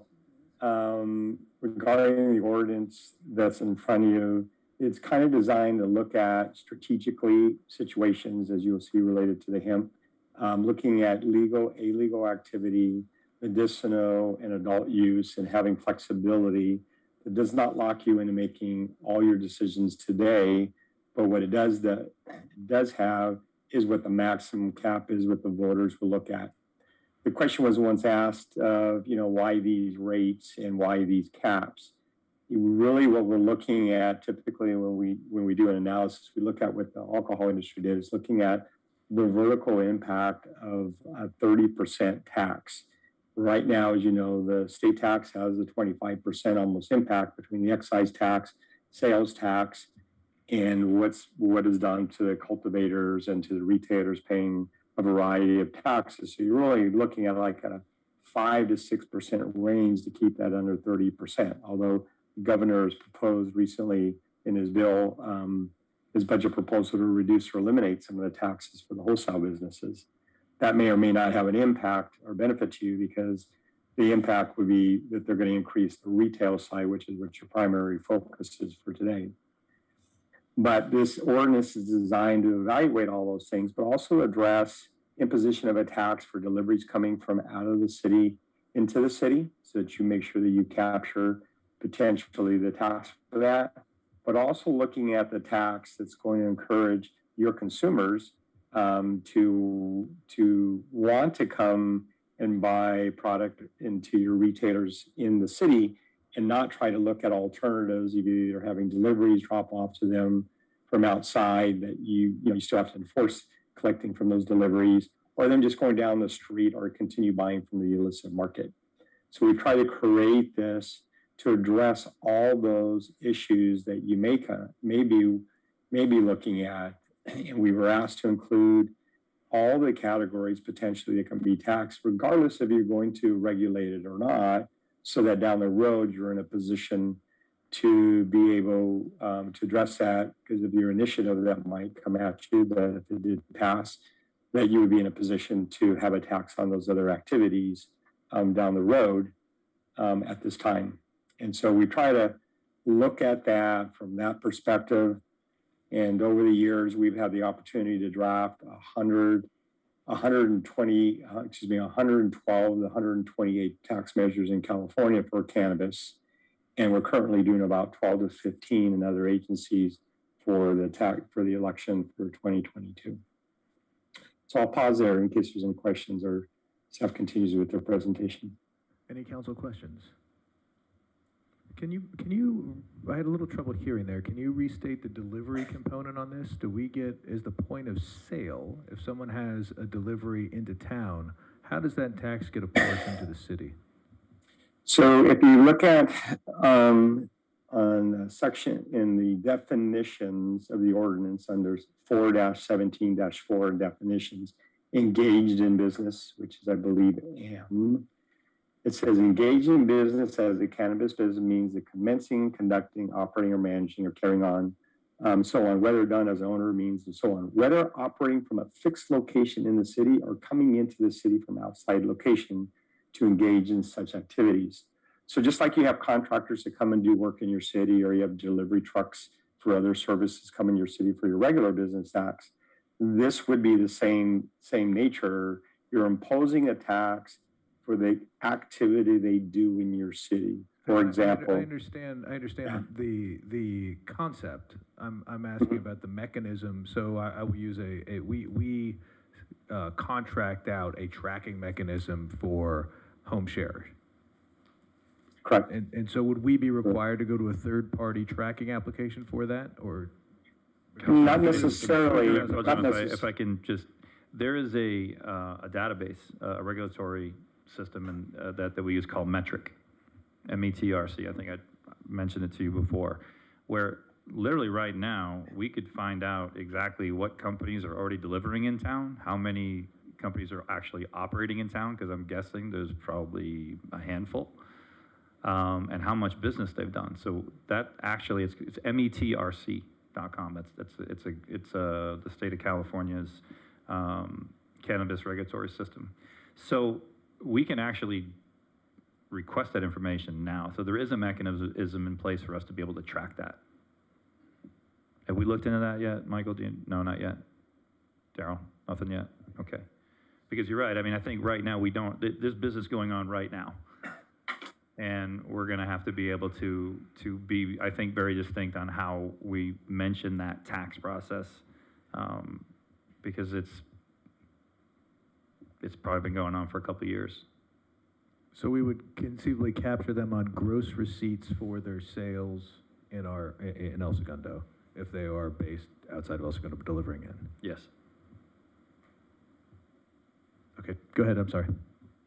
Yeah, that's correct. And what you would get is the city imposition of the cannabis tax, but you would not get the local sales tax, because the local sales tax is still from point of sale, which would be, let's say, coming from Culver City and delivering into El Segundo. You would get your tax, which you impose within this ordinance, but the local tax would go to the agency, the location where the sale was executed from. So there are two different components of this. But for your business that would be in town, the retail, you would not only get the imposition of the city cannabis tax, you would also get the 1% sales tax from those locations that are physically located in the city. All right, can we also add a penalty in there for people who are currently, or even after this is presumably passed and doing business without actually a license, not permitted to do so from a delivery standpoint? Because we're going to be giving out business licenses technically, right? And now you have delivery services that have not applied for a license that are actually making money in town. So I think there should be a penalty for doing business illegally in the city. We have penalties in our business license tax currently.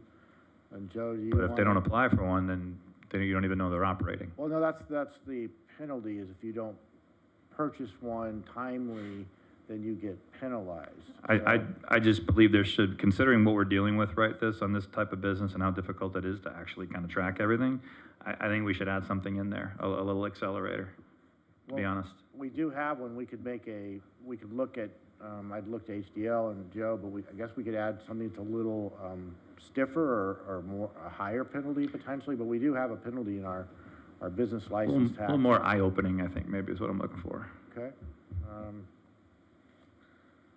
Can we not wait to see what happens?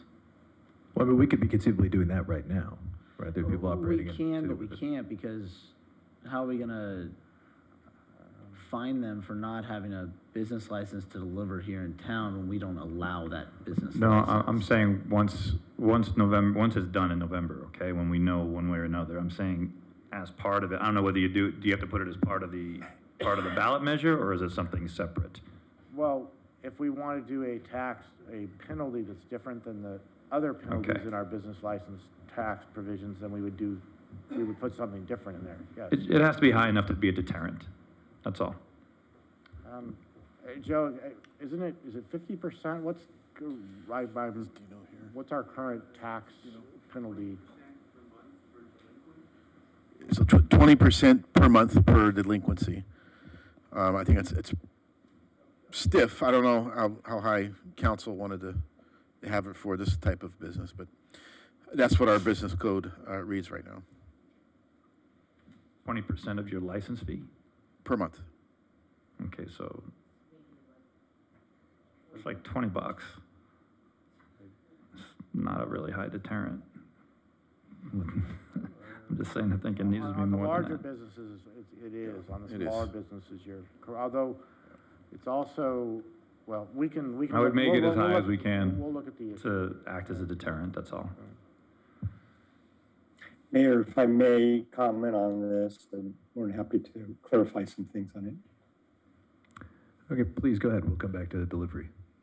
So you have a regulatory process and you have a tax process. The tax process has to be consistent for all businesses.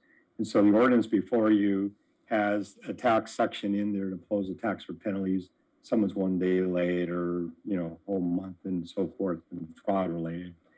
The issue before you is typically what we find is businesses will put in a regulatory ordinance that they need to have a permit to do deliveries in town. Very simple 3-page application, and then it's a permit cost like $200, right? Very low administratively. If they choose not to be regulated and they are in your city, you can notify the state that they are not complying with your regulatory ordinance. And that's the goal. That can take the golden ticket out of their hand. That's the more painful way of reducing them from either delivering in your city or to making sure that they pay their tax, because they do not want to lose their state license. If you do not have it in the regulatory, then there's not an enforceability from the state to assist you, because that goes back to the Santa Cruz et al. Case where it said, if you do not have a regulatory permit permitting that, then you're on your own enforcing it and you can't take action. But the fair equity component of a tax, there's case law related to it that you have to treat the businesses that are complying with the same level of those that are not complying. You don't want to impact those that are complying if they're a day late from excessive penalties. Very well. We're happy to talk to staff about it offline to address that as well. Okay, you can continue. And, I'm sorry, David, if I can just add a clarification. So the penalty is actually 10% of the tax for the first month they're delinquent, plus 1% interest per month. Beginning the second month, it's 25% per month thereafter, also maintaining that 1% interest per month on top of that. So About just wanted to clarify. $1,000 a day. There's no reason not to. If you're operating the way you're supposed to be, you don't have to pay it. Well, I think that's one thing that they'll come back with, because I think that San Jose or the Santa Cruz piece has a question about excessive fines. But is there more to the presentation, or are we at the discussion? So the only last comment I'd say about it is in the last section of the ordinance really gives you flexibility to increase the rates or decrease the rates in any category as the council considers down the road as trends change or impacts or what you want to do to that. But it cannot exceed at any time the maximum rate that the voters have authorized you to increase or decrease the rate. Very well. Council comments, questions?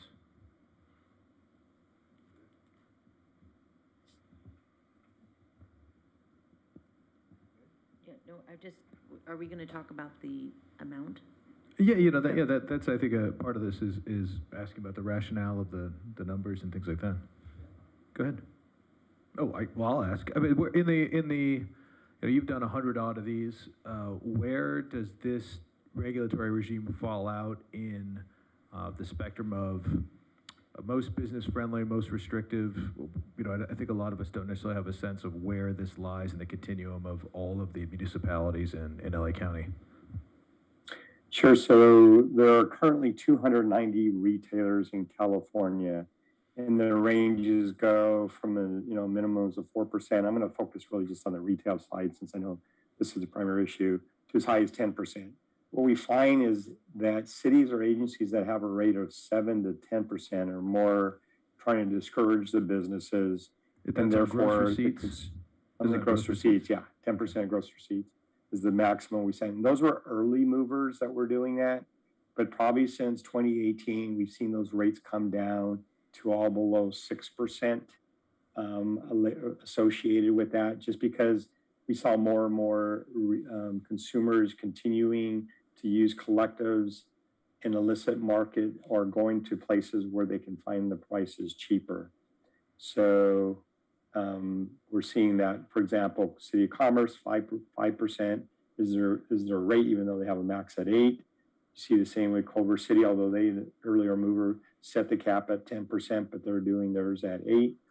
El Monte's 5%, Long Beach is 6%, LA is 5%, it's set at 10% again, early mover. Pasadena's 4%, Pomona's 6%, and the average throughout the state is between 4 and 6%. That's why we gave you the cap of the 6%, which would also keep it the total vertical model of under 30% of that impact. And keep in mind that if the excise tax moves to the retailer, no longer to the wholesalers, that bill that the governor is proposing will make that alone 19%. So that would be a significant impact to a retailer. And is there a dollar value per square foot on this? Where do we fall out under that sort of spread? Dollar value, again, the prevailing rate for the square footage. I'm assuming you're talking about cultivation. And cultivation. Yeah, so the range is now from $6 to $10 a square foot, and we're assuming it's all indoor for this conversation. I think so that we're all on the same page here. This is a maximum number, and we could pick any number below that if we so chose, but we could not exceed that number if we went to the voters. Further questions? Anyone? So the maximum number. So if we think were 6 is too low. if we went 6% on this, we could choose 2, 3, 4, 5, but we could never But go why above would 6. why would we limit ourselves to a maximum of 6? Why can't we say 8? And then we could make it at 6 by council direction, but we would know we have the ability to go to 8. Yeah. I mean, I think 6 is too low. 6 is too low, you mean, as far as The what our maximum. ability is to get up to maximum? Yeah. I mean, I'm not saying, but if we decide we want to go up to 8, we should have that flexibility. I mean, going out at 6 just. I think six would put us a little bit higher than probably what our neighbors are going to be, to be honest with you. And it's not necessarily a deterrent, I'm just saying, but I understand what you're saying, though, if you get a maximum up to 8. But I do think we need to be cognizant of, in the end, if you have an industry here and we're 2-3% higher than the Manhattan Beach or whatever the heck it's going to be, then it might be a problem. But I agree. I think it's always good to have latitude. Yeah, that it can be adjustable by council vote. A question for you, for the city attorney. If there's a change in the state regulatory regime on the ability of municipalities to tax retail cannabis, if you are a municipality that has a standing tax, can they retroactively remove your ability to collect that? Yeah, they could. I mean, it depends on what exactly they do. Sacramento's known to do things that local agencies don't like. Just like the zoning. Right? Because that is this is obviously a percolating topic. And certainly a percolating topic in the county, in the unincorporated areas as well. It seems, correct me if I'm wrong, that the tax rate, and even the discussion at the state, it's to get them lower, not higher. They kind of gouged it pretty hard at the beginning, and now they're looking at it saying we're killing the industry already. So it seems to me that there's more of a downward pressure on it right now as it is. So yeah, there's a LA Times, and take it for what it's worth, they're reporting over the weekends that they estimate less than 30% of all sales are done at legal retail statewide. So that's hence the pressure to try and take some of the cost burden, the regulatory and administrative cost burden. Other questions? Mayor, I do have one comment on that, and that is that one of the reasons the rate is where it's at is what you don't want to discourage is if a operator that's in El Segundo actually has another location in the nearby area, that they just reroute all their deliveries to the lowest tax rated area, and you could end up losing 30% of your sales, which is typically what we see a retailer doing. So they'll do all the walk-in there, but they'll reroute all their delivery, gross receipts to wherever their other location is and come off their website, whatever the lowest tax rate is. Sounds like a pizza place I know. Further discussion? I'm okay with 8. I'm good with us having the ability to go up to that. I wouldn't start there, but I like, the latitude is fine. This item needs 4 votes, right? Yes, it will. Okay. Are we having this whole discussion for naught?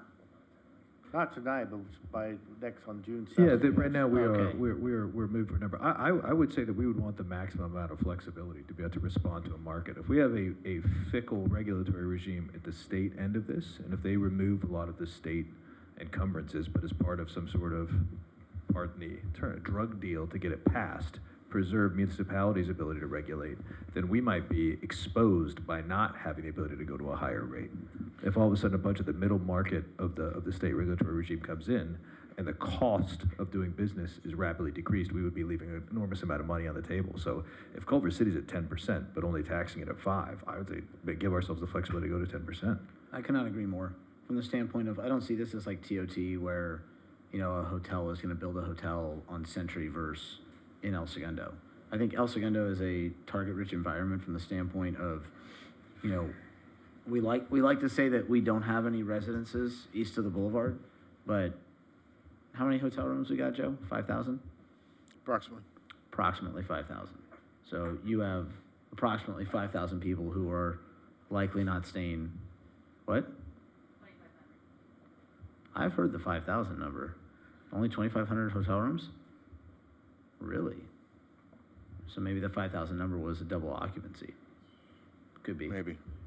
Yeah. Anyways, the point I'm trying to make is that, if a cannabis shop wants to open up in El Segundo, they're going to open up in El Segundo, simply from the standpoint of being in close proximity to the airport, surrounded by hotels, surrounded by how many thousands of people come to work here every day, right? So from that standpoint, I want the flexibility, and honestly, I'm not that concerned with competing. If up to 10% lands the plane, I'm good. Let's land the plane. There you go. All right, 10%?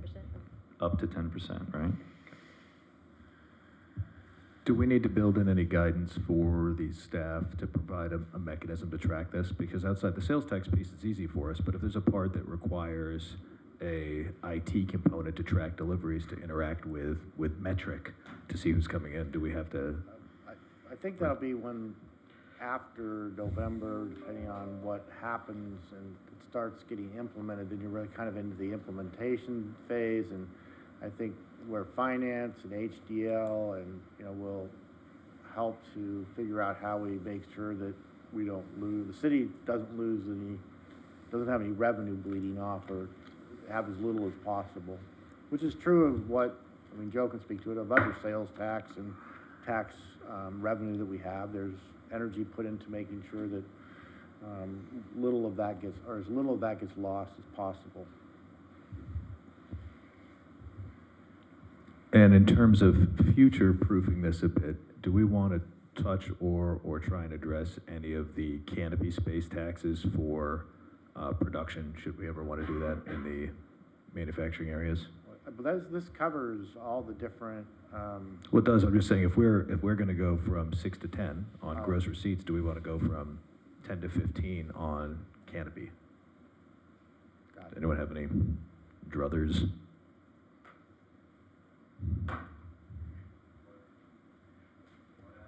I'm just saying, if in the future, so if we're going to pass this, because if this goes as a ballot initiative, right, this is the supreme law of the land until it isn't, do we want that some city council sits here at 2050 and all of a sudden has a bunch of grow houses on East Maple?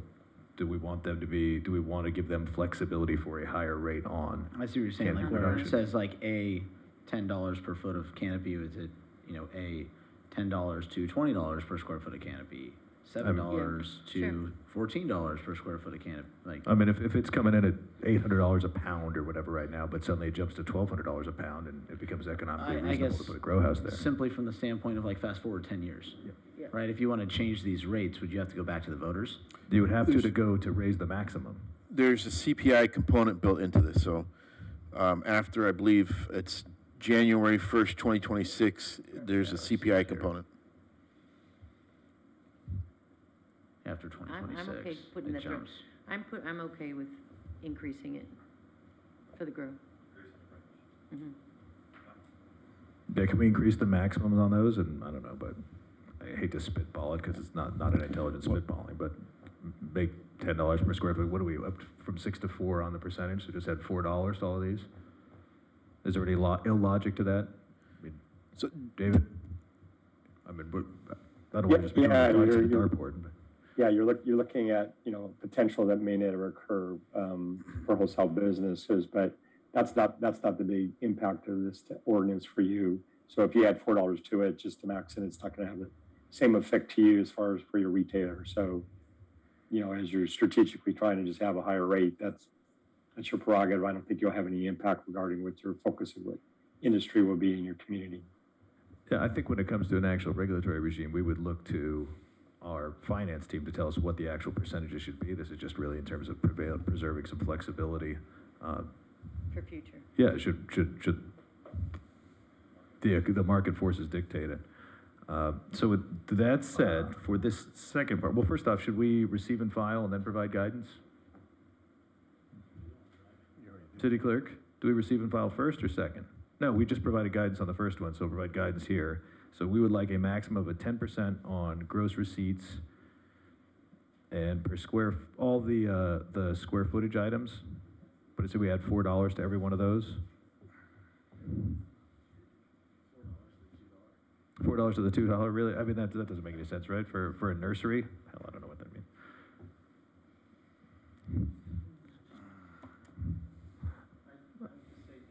Just double it. Yeah, let's for simplicity's sake. I'm sorry, can you provide a little bit of clarification? So we'll take the per square foot of all of those items that are a square footage allocation on dollars. So that range, we're going to double all those numbers. Does that make sense, Joe? So that way you come back, you could tell us the correct rate for that should be $8, but that for Council 2040 would have the flexibility to make that a $20 per square foot if it made sense. Okay. And then the maximum gross receipt will be 10%. And then council's okay with the CPI increase after January 1st, 2026? Yes.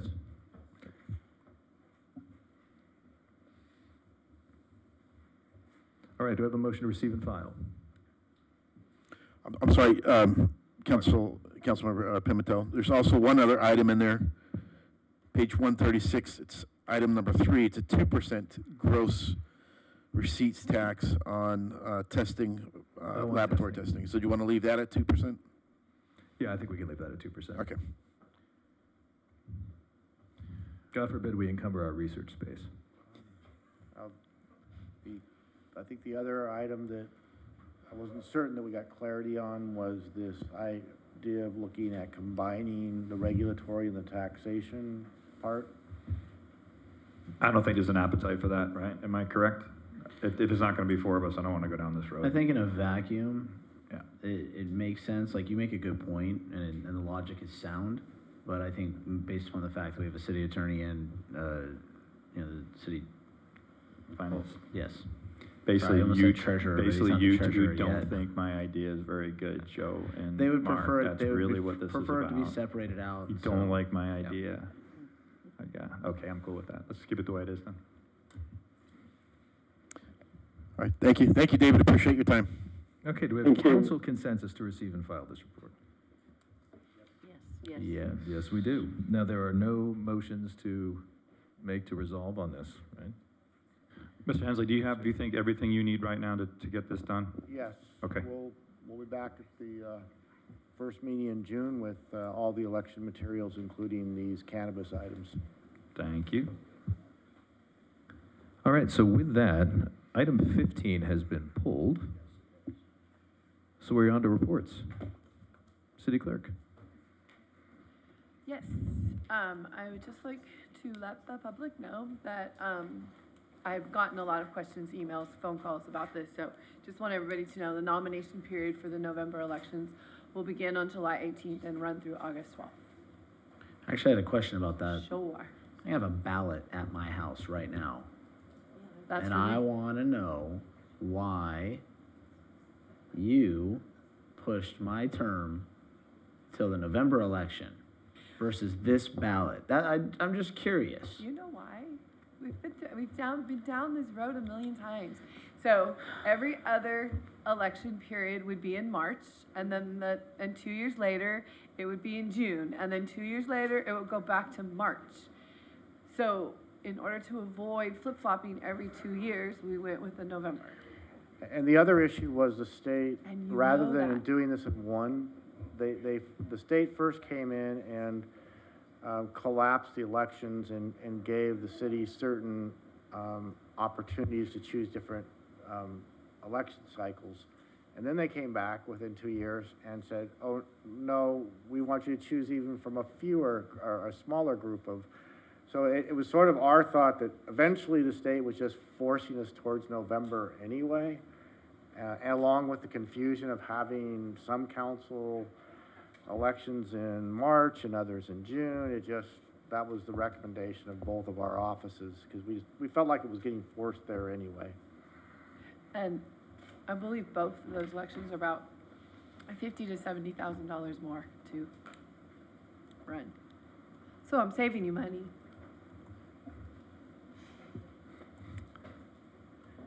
Thank you, City Clerk. City Treasurer, I see nothing. Council member reports. Council member Giroux. Nothing for me tonight, thank you. Council member Nickel.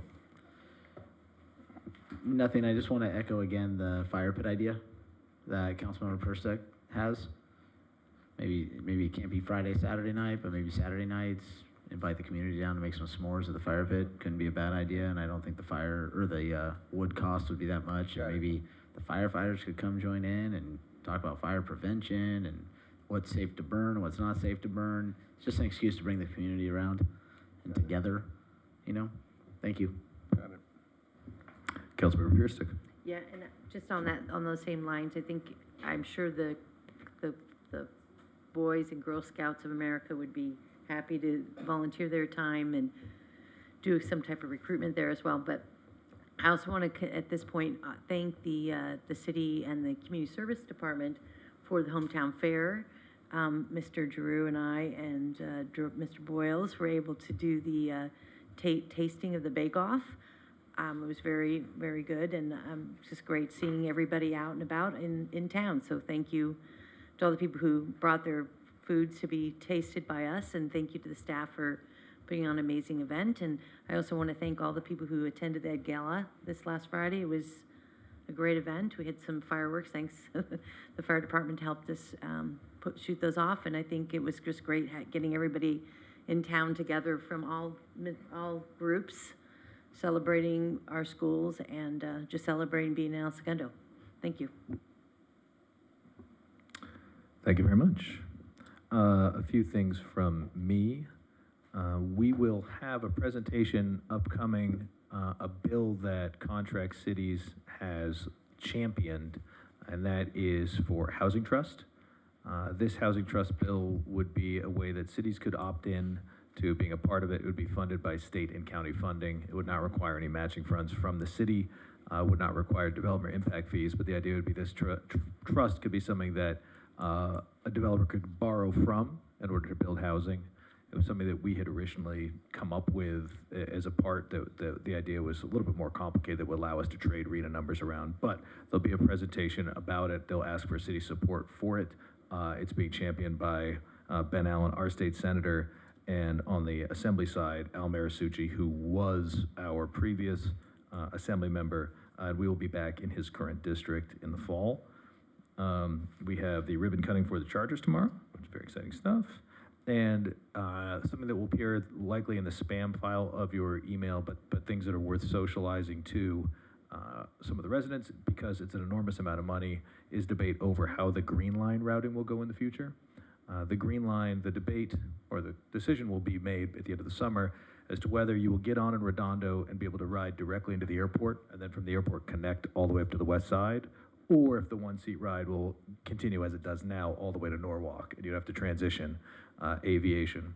I think the important part of that is if it does go up, depending on how you route it, depends on how big the trains have to be, which depends on how much power generation we have to add, and if we have to expand the platforms. So although it sounds like a nitnoy decision about where trains go, it is a $2 billion discussion.